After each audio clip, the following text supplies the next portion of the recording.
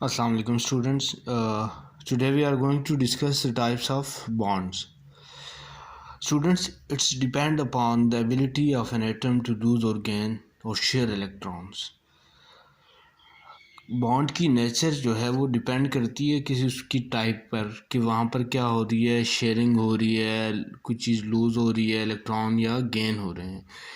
इस बेस पर आप डिटरमिन करते हैं कि ये किस टाइप का बॉन्ड है। 3 क्राइटेरिया आपको मैंने बताया, लूज़, गेन और शेयर। या तो कोई लूज़ करेगा एटम इलेक्ट्रॉन, या गेन करेगा, या शेयर करेगा। ये 3 क्राइटेरियाज हैं, इसकी बेस पर आप बॉन्डिंग को पढ़ते हैं। यहाँ हम 2 टाइप के बॉन्ड पढ़ेंगे, आयनिक बॉन्ड और कोवेलेंट बॉन्ड, जो 2 इन क्राइटेरियाज को फुलफ़िल करते हैं। इसके अलावा भी बॉन्ड्स की स्टूडेंट्स और टाइप है, मेटालिक बॉन्ड है, कोऑर्डिनेट कोवेलेंट बॉन्ड है, हाइड्रोजन बॉन्डिंग को भी आगे आप पढ़ेंगे एटसेट्रा। लेकिन यहाँ पर आप बेसिकली 2 ही बॉन्ड्स की टाइप को पढ़ेंगे, एक आयनिक बॉन्ड है और एक कोवेलेंट बॉन्ड है। स्टूडेंट्स, नोट्स पे जाने से पहले कुछ आपको आइडिया होना चाहिए कि जब कोई एटम इलेक्ट्रॉन लूज़ करता है तो वो क्या बनाता है, और जब कोई गेन करता है तो वो क्या बनाता है, ये आपको आइडिया होना चाहिए। जब वो क्या करता है, लूज़ करता है, तो बनाता है कैटायन, जिसको क्या कहा जाता है, पॉजिटिवली चार्ज। और जब वो गेन करता है तो बनाता है एनायन, जिसको आप क्या कहते हैं, नेगेटिवली चार्ज। आयनिक बॉन्ड को आप कई तरह से डिफाइन कर सकते हैं। One is share for you people, the force of attraction that bind positively oppositely charge ions are called ionic bond. कि ऐसा बॉन्ड जिसमें 2 ऑपोजिटली चार्ज स्पीशीज़ हों, मीन कि एक पॉजिटिव हो तो दूसरी के मस्ट है कि वो नेगेटिव होगी।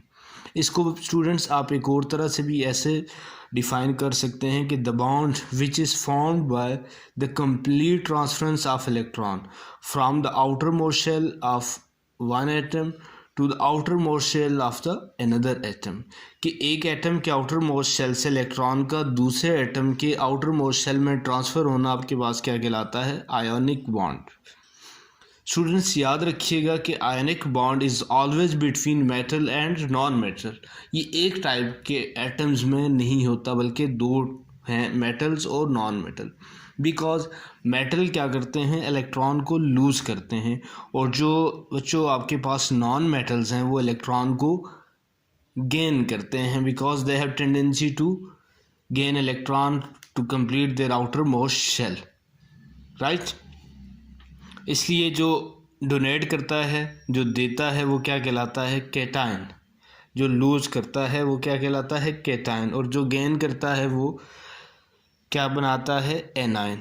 तो सिंपली आप स्मार्ट इसकी डेफिनेशन ये लिखेंगे कि bond which is found by cations and anion is called as ionic bond.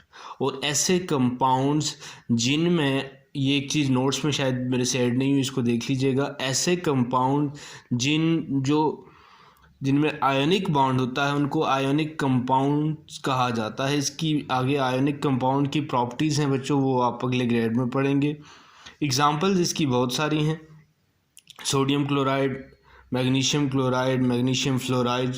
आप मेटल्स और नॉन मेटल के ग्रुप 1, 2 और 6, 7 के उसमें बना सकते हैं। इसकी कोई भी एग्जांपल आपके पास, आप उसको कोड कर सकते हैं, आपको स्ट्रक्चर उसका बनाना आना चाहिए। यहाँ पर इसकी जो बेस्ट एग्जांपल ली जाती है ज़्यादातर, वो सोडियम क्लोराइड का structure. Sodium chloride which is common salt, we use it in our daily life as table salt. अब इनके अगर आप स्ट्रक्चर को देखते हैं, सोडियम क्लोराइड के, मैग्नीशियम क्लोराइड के और मैग्नीशियम फ्लोराइड के, तो उससे आपको बखूबी अंदाज़ा हो जाएगा कि कैसे एक इलेक्ट्रॉन को लूज़ कर रहा है और दूसरा गेन कर रहा है।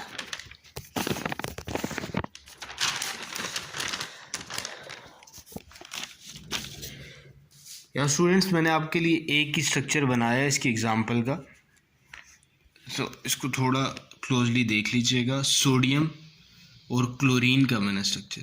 बच्चों, सोडियम जो है आपके पास N है, दिस इज, इसका एटॉमिक नंबर है 11। इसके फर्स्ट शेल में 2 इलेक्ट्रॉन, सेकंड में 8 और थर्ड में 1 आ रहा है आपके पास। इसी तरह से आपके पास है क्लोरीन। क्लोरीन का एटॉमिक नंबर है 17, फर्स्ट में 2, सेकंड में 8 और थर्ड में 7, 2, 4, 6 एंड 7। अब होगा यहाँ पे क्या, ये जो आपके पास सोडियम है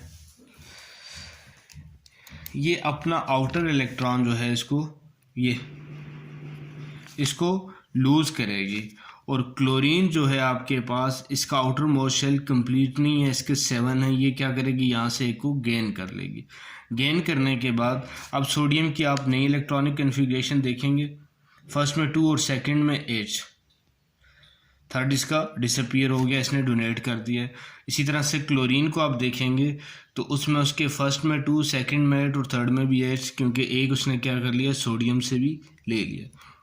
यहाँ पर इसने आपके पास क्या कर लिया था, डोनेट किया, लूज किया। इस पर क्या चार्ज आएगा आपके पास,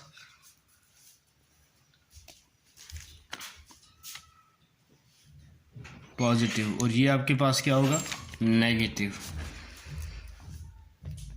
इसी तरह से दूसरी एग्जांपल्स हैं स्टूडेंट्स, उनको आपने सॉल्व करना है। You must know the electronic configuration to understand better the term ionic bonding. इसी तरह से इसकी बाकी एग्जांपल्स हैं, मेटल्स और नॉन मेटल्स के बीच में ये बनेगा। नेक्स्ट टॉपिक स्टूडेंट्स हमारे पास आ जाता है कोवेलेंट बॉन्डिंग का। अब आयोनिक बॉन्डिंग हमने देख ली, मैं उसको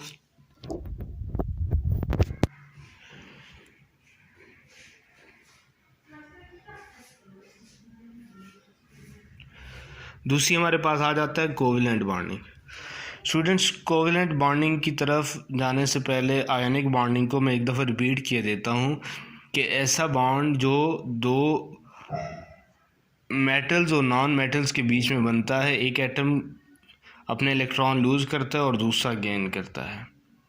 example sodium chloride, magnesium chloride और मैग्नीशियम फ्लोराइड आपको मैंने बताई, इसकी एग्जांपल्स हैं। एक स्ट्रक्चर मैंने आपके लिए ड्रॉ किया, दूसरे 2 स्ट्रक्चर आपने ड्रॉ करने हैं। उसके बाद स्टूडेंट्स हमारे पास कोवेलेंट बॉन्ड है।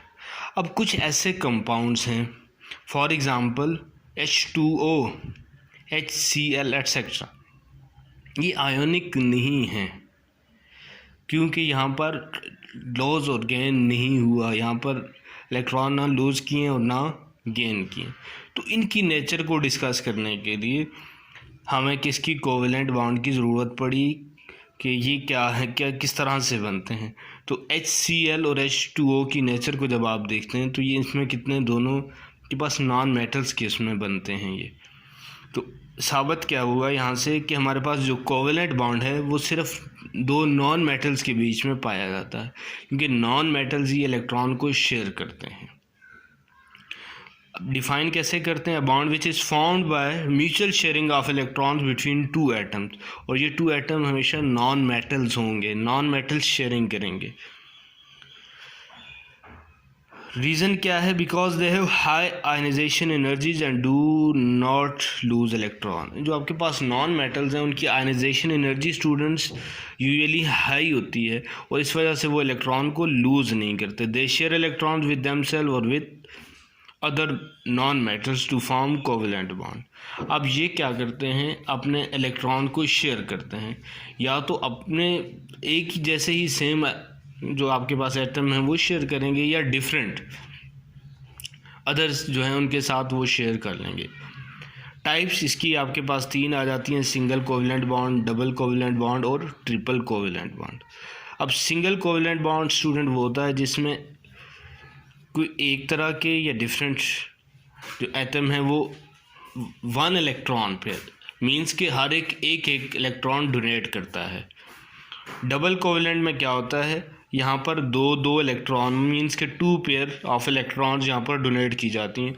और ट्रिपल कोवेलेंट बॉन्ड क्या स्टूडेंट्स, यहाँ पर 3 इलेक्ट्रॉन पेयर जो है वो डोनेट की जाती हैं या शेयर की जाती हैं। सॉरी, नॉट डोनेट जो है वो अप्रोप्रिएट वर्ड नहीं है, you can use sharing word.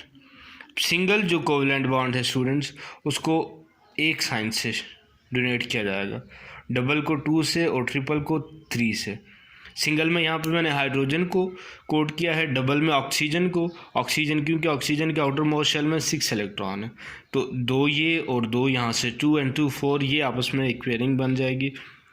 और ट्रिपल में हमने किया है नाइट्रोजन को, नाइट्रोजन 5 में आउटर मोस्ट में, तो 3 ये डोनेट करेगा, शेयर करेगा, और 3 ये करेगा।